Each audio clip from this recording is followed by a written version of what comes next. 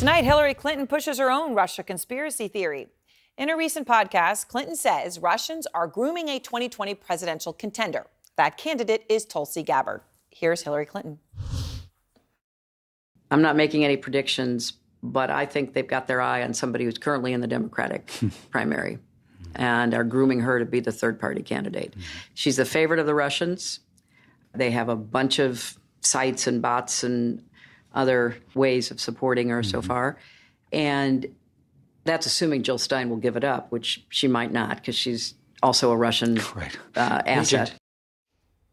Okay, so just a fact, huh? Tulsi Gabbard's a Russian asset and Jill Stein's a Russian asset. Out front now, Van Jones, host of the Van Jones Show. So that's how she puts it out there. I mean,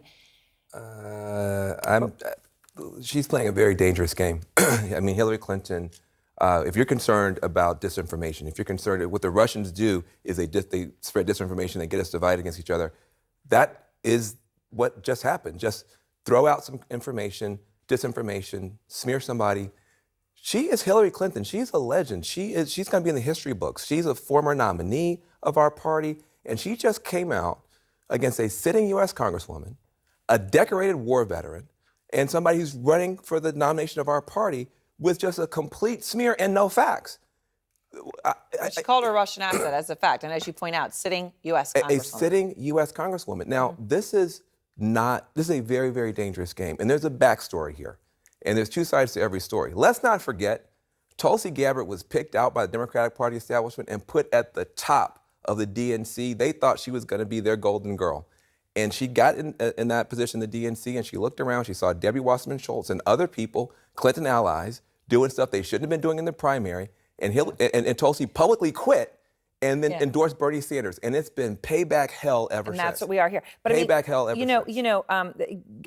Gabbard's responded with a tweet storm. She says, "Thank you, Hillary Clinton. You, the queen of warmongers, embodiment of corruption and personification of the rot that has sickened the Democratic Party for so long, have finally come out from behind the curtain. From the day I announced my candidacy, there has been a concerted campaign to destroy my reputation. We wondered who was behind it and why. Now we know it was always you. Through your proxies and powerful allies in the corporate media and war machine, afraid of the threat I pose, it's now clear this primary is between you and me. Don't cowardly hide behind your proxies. Join the race directly." Yeah, getting kind of hot. It's getting kind of hot, and this is the problem. You know, we're headed down this spiral staircase. You know, you had a Pelosi and Trump.